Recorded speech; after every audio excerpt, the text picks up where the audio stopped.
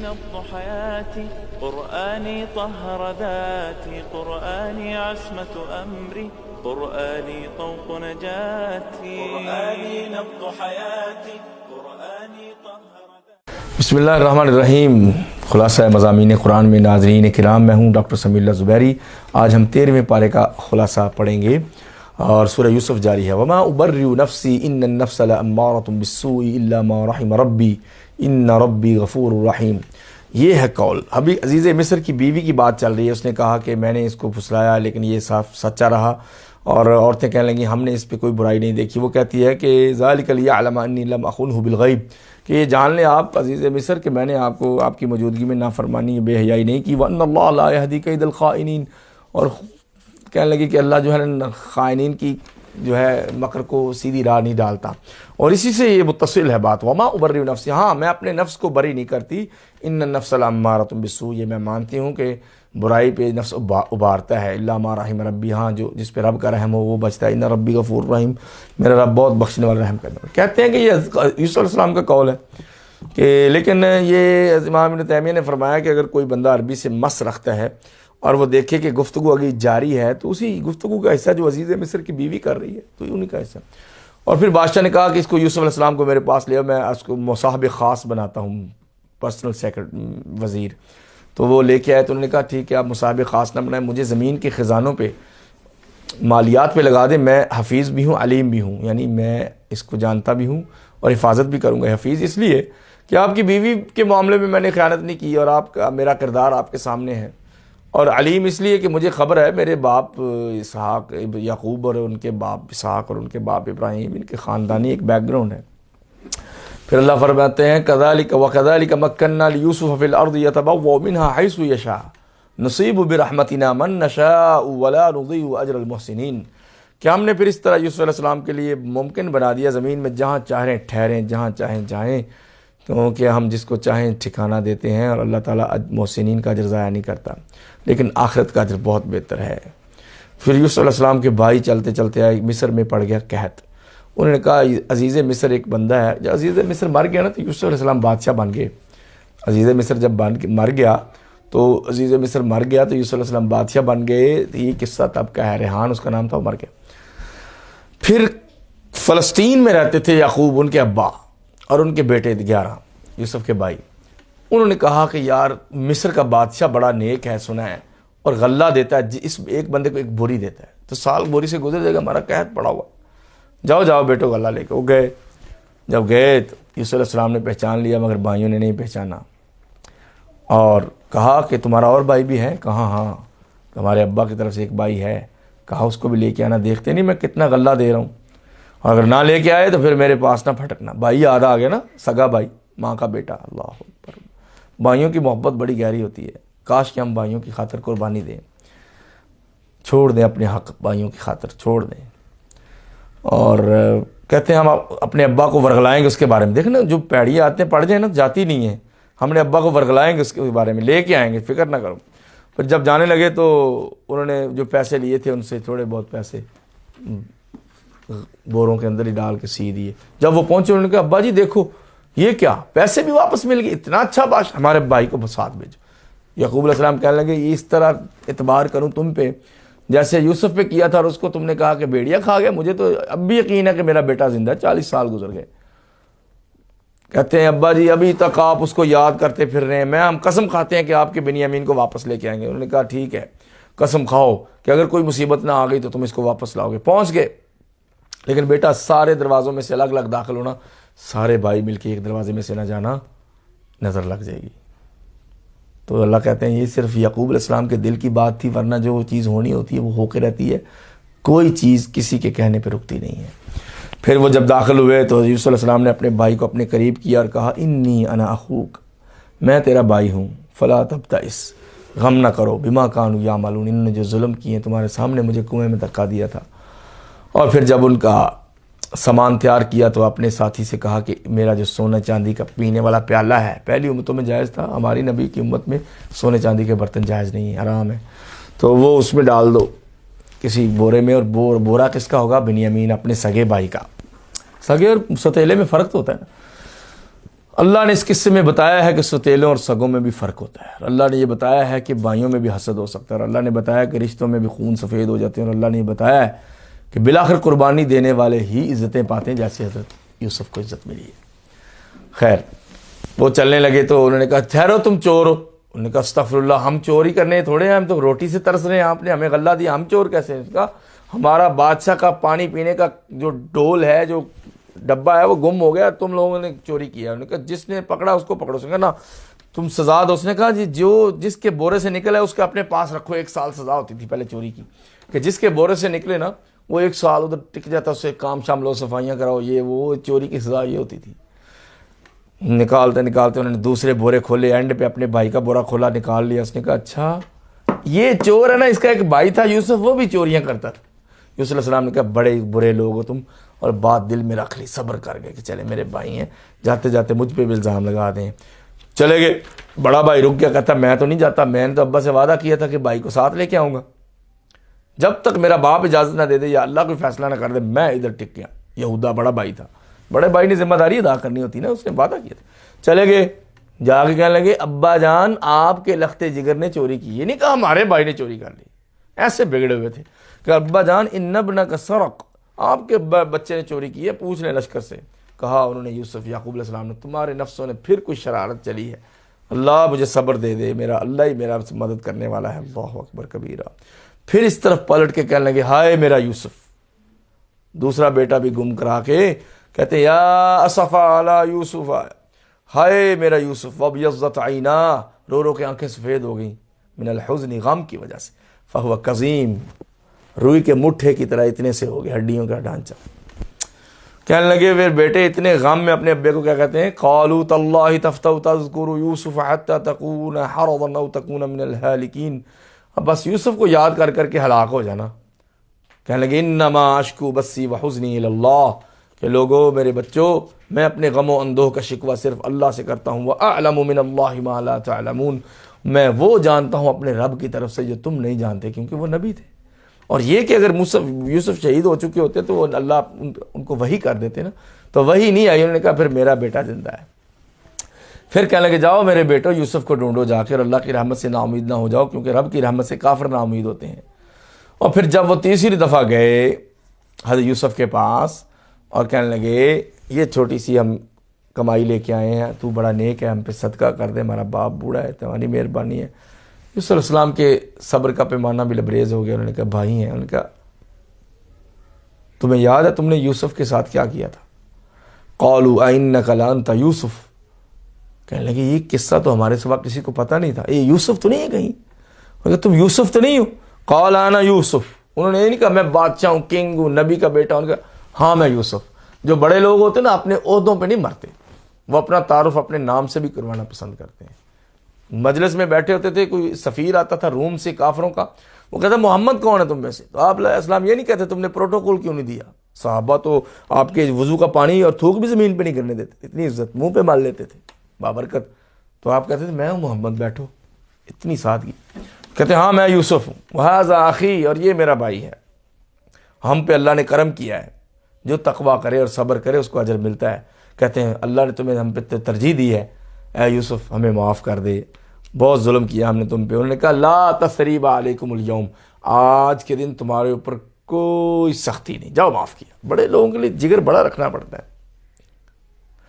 یہی بات اللہ کے نبی نے غزوہ فتح مکہ کے موقع پر جب مکہ فتح کر لیا اور آپ پہلی دفعہ مدینہ سے مکہ گئے تھے اور سارے کفار ڈر رہے تھے، تلواریں کھڑی تھیں، ان کے ہاتھ کانپ رہے تھے کہ آج محمد نے سب کو قتل کر دینا ہے، تو آپ نے فرمایا بتاؤ تمہارا میرے بارے میں کیا گمان ہے؟ انہوں نے کہا نیک، تیرا باپ بھی نیک، تیرا دادا بھی عظیم، عبداللہ اور عبد المطلب، تو خیر کی نسل میں سے، تو سخی، تو عطا کرنے والا، تیرے جیسا عظیم سپوت ماں نے پیدا نہیں کیا۔ اللہ کے نبی نے فرمایا جاؤ، یوسف نے جو اپنے بھائیوں سے کہا تھا میں بھی اپنی قوم مکہ سے کہتا ہوں لا تثریب علیکم اليوم، آج مکہ میں کسی کو کچھ نہیں کہا جائے گا۔ آپ نے مکہ فتح کرنے سے پہلے دلوں کو فتح کیا تھا۔ آج کیا بات ہے، ہم بڑی باتیں کرتے ہیں، کوئی ہماری بات سننے کو تیار نہیں کیونکہ دل صاف نہیں ہے۔ اس کے بعد کیا ہوا، یوسف علیہ السلام نے کہا جاؤ میرا باپ نبینا ہو گیا، میری قمیض لے جاؤ۔ نبی کی قمیض بھی تو معجزہ ہوتا ہے نا، وہ لے گئے، کہا آنکھوں پہ لگانا۔ ادھر سے بندہ چل پڑا ہے، ادھر جو بھائی پاس بیٹھا تھا یعقوب علیہ السلام کے، ان کا بیٹا یعقوب کہتے ہیں مجھے لگتا ہے یوسف کی خوشبو آ رہی ہے. کدھر ہے؟ فلسطین میں بیٹھے ہیں, مصر سے قمیض لے کے بندہ چل پڑا بادشاہ کی, یوسف علیہ السلام کی. کہا میرے ابا کی آنکھوں میں ڈالو, آنکھیں واپس آ جائیں گی. نبی نہ ہو گئے تھے رو رو کے. تو کہتے ہیں مجھے یوسف کی خوشبو آ رہی ہے. انہوں نے کہا تو وہ ہمیشہ ایسی گمراہی کی 17 کی باتیں کرتے رہو گے. انہوں نے کہا بیٹا جو میں جانتا ہوں تم نہیں جانتے. ابھی یہ بات کر رہے ہیں, وہ تھوڑے دنوں بعد وہ پہنچا خوشخبری دینے والا, اور اس نے آنکھوں پہ ڈال دی قمیض, نظر واپس آ گئی. انہوں نے کہا بیٹا سناؤ. میں نے کہا نہیں تھا. پھر واپس لے گئے حضرت یوسف علیہ السلام, اپنے ابا کو بلا لیا سارے, ان کو تخت پہ بٹھایا, ماں باپ کو, بیٹے نیچے, بھائی 11 کھڑے ہوئے, صاحب نے سجدہ کیا, پہلی امتوں میں جائز تھا. تو کہا یہ میرے خواب کی تعبیر ہے کہ 11 ستارے یعنی 11 بھائی, اور چاند اور سورج یعنی ماں اور باپ. ماں چاند, ماں ٹھنڈک ہوتی ہے نا, ماں. سورج ذرا تپ جاتا ہے تھوڑا سا, جیسے باپ تپ جاتا ہے, تو سورج باپ ہے, یہ دونوں سجدہ کر رہے ہیں ایسے جھک گئے. تو یہ خواب کی تعبیر. پھر یوسف علیہ السلام دعا کی, اللہ سب کچھ ہو گیا, نبوت مل گئی, خوابیں پوری ہو گئی, ماں باپ مل گئے, بھائی آ گئے, اب مجھے اپنے پاس بلا لے اور خیر سے بلا لے. پہلا نبی جس نے اللہ سے ملنے کی دعا کی ہے. پھر وہ فوت ہو گئے, اور یعقوب علیہ السلام آپ کی زندگی میں فوت ہوئے تھے. انہوں نے وصیت کی تھی کہ جب میں مروں تو میری میت فلسطین میں دفن کرنا, جو نبیوں کی زمین ہے, بیت الاقصی, مسجد اقصی. تو پھر یوسف علیہ السلام نے ان کو لپیٹ کے اونٹوں پہ بٹھا کے سواری پہ فلسطین لے گئے تھے. اور پھر اینڈ پہ اللہ کے نبی فرماتے ہیں یہ میرا راستہ ہے, میں اللہ کی طرف بلاتا ہوں, علی بصیرت پر, دلائل پر, انا ومن اتبعنی, میں اور میرے فالورز, سبحان اللہ, اور اللہ پاک ہے, وما انا من المشرکین, اور میں مشرک نہیں ہوں. تو یہ اللہ فرماتے ہیں کہ یہ وہ آیتیں ہیں کہ لقد کان فی قصصہم عبرۃ لأولی الالباب, اہل عقل والوں کے لیے نشانیاں ہیں, ان کے عقل والوں کے لیے اس قصے میں. ما کان حدیثا یفترا, جھوٹی بات نہیں ہے, ولکن تصدیق الذی بین یدیہ, پہلی کتابوں کو سچا کہنے والی کتاب ہے, وہ تفصیل کل شیء, ہر بات کی تفصیل ہے, وہدی ورحمۃ لقوم یؤمنون, اور جو ایمان لانے والے ہیں ان کے لیے رحمت ہے. پھر اس کے بعد سورۃ الرعد, رعد کا مطلب ہے کڑک, یہ جو کڑک ہوتی نا, تھنڈر, بجلی. الف لام میم را تلک آیات الکتاب والذی انزل الیک من ربک الحق ولکن اکثر الناس لا یؤمنون. الف لام را, یہ آیتیں ہیں کتاب حکیم کی, اللہ کی کتاب کی, اور وہ رب جس نے اور وہ جو نازل کیا گیا من ربی کا, آپ کے رب کی طرف سے, نبی علیہ السلام, الحق, وہ سچ ہے, ولکن اکثر الناس لا یؤمنون, لیکن اکثر لوگ مومن نہیں ہوتے.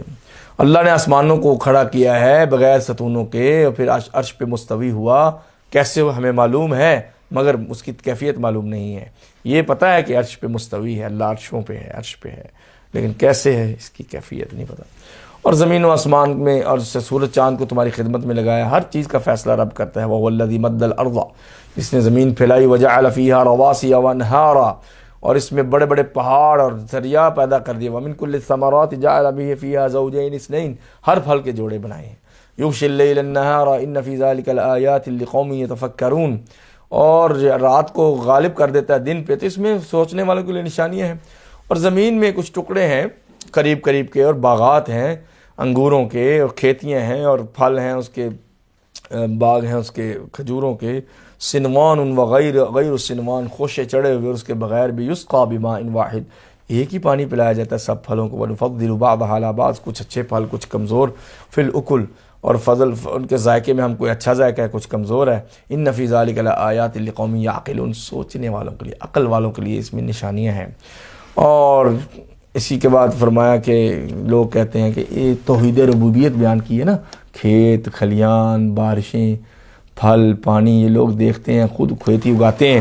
تو فرمایا کہ اس کے بعد بھی تو چلو نا, کہ کرنا کیا, شرک نہیں کرنا. فرمایا کہ یہ لوگ کہتے ہیں اذا کننا ترابا انا لفی خلق جدید, جب ہم مٹی ہو جائیں گے تو پھر نئی تخلیق ہمیں ملے گی. اور یہی لوگ ہیں جن کے گلے میں توق ڈال دیے جائیں گے, جہنم میں رہیں گے ہمیشہ. اور یہ جلدی بچاتے ہیں کہ آپ کی طرف عذاب آ جائے, آپ کی طرف سے کوئی یعنی عذاب لے آپ. وَإِنَّ رَبَّكَ لَشَدِيدُ الْعِقَابِ, میرا رب بہت سختی کا مالک ہے, اس طرح نہ کرو. اور کہنے لگے کہ یہ تو کیسی کیسی باتیں کرتا ہے. تو اللہ نے فرمایا انما انت منذر, اے نبی علیہ السلام آپ نہ ڈریں, آپ پریشان نہ ہو, آپ ڈرانے والے ہیں. وَلِكُلِّ قَوْمٍ ہاد, اور ہر قوم میں ایک ہادی ضرور آیا ہے, یعنی نبی. اور پھر فرمایا کہ اللہ جانتا ہے کہ مؤنث کے پیٹ میں کیا ہے, اور ووم رحم کب سکڑتی ہے کب پھیلتی ہے. یہ جو ایمبریولوجی کا علم ہے یہ کہاں سے آ گیا, اللہ کے نبی کو کیسے پتہ چلا؟ آپ نے کہاں میڈیکل سائنس پڑھی تھی, کہاں پڑھی تھی؟ اس کی دلیل ہے نا کہ آپ کو اللہ نے بتایا ہے ماں کے پیٹ کے حرکت کے بارے میں، اس کے اندر جو وارم ہے جس میں بچہ ہوتا ہے وہ سکڑ بھی جاتی ہے اور پھیل بھی جاتی ہے، اسی لیے تو بچہ اس میں بڑا ہوتا ہے، ورنہ تو بڑا ہی نہیں ہو سکتا۔ تو یہ ایمبریولوجی کا علم اللہ کے نبی نے کیسے بتا دیا؟ آپ تو کہیں کسی ہاسپٹل میں نہیں گئے، نہ کبھی آپریشن اس وقت میں زمانے میں ہوا تھا، یہ اللہ کی طرف سے ہے۔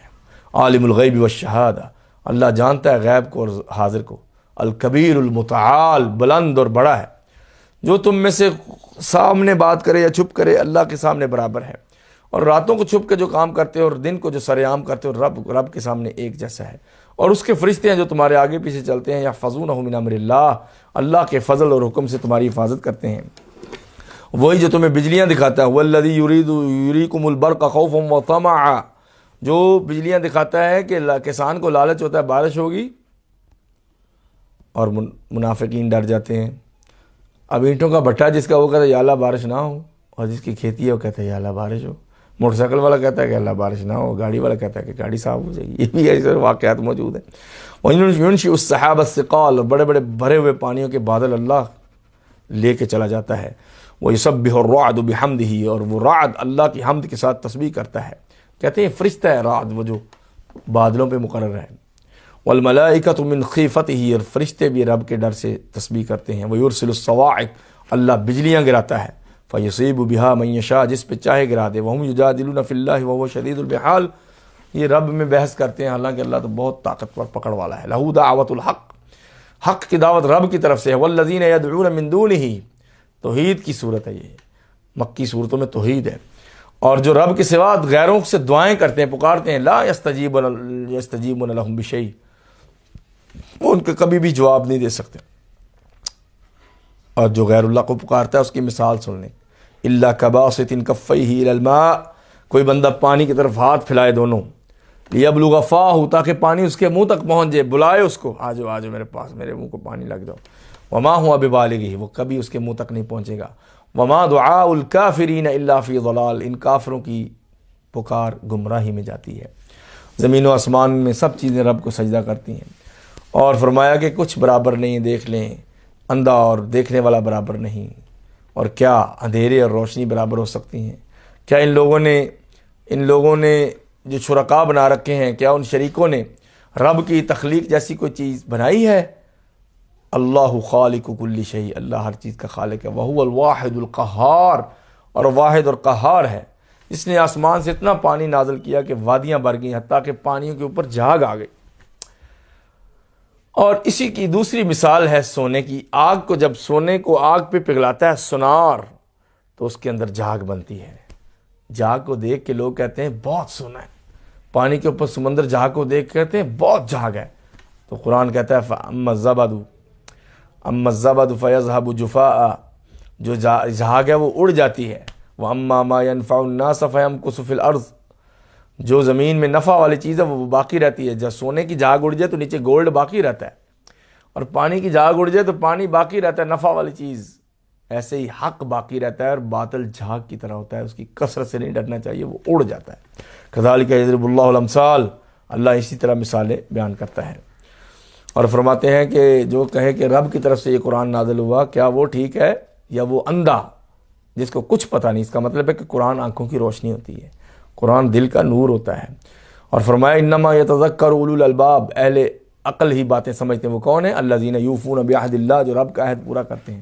ولا ینقضون المیثاق، اور پکا وعدہ توڑتے نہیں۔ والذین یصلون ما امر اللہ، جو صلہ رحمی کرتے ہیں، رشتے جوڑتے ہیں۔ وَيَخْشَوْنَ رَبَّهُمْ وَيَخَافُونَ سُوءَ الْحِسَابِ، رب سے ڈرتے ہیں اور بڑے برے عذاب سے بھی ڈرتے ہیں، اور وہ رب کی خاطر صبر کرتے ہیں، نماز پڑھتے ہیں، اور زکوٰۃ دیتے ہیں، جو ہم نے ان کو دیا خرچ کرتے ہیں، اور برائی کا بدلہ برائی سے نہیں اچھائی سے دیتے ہیں۔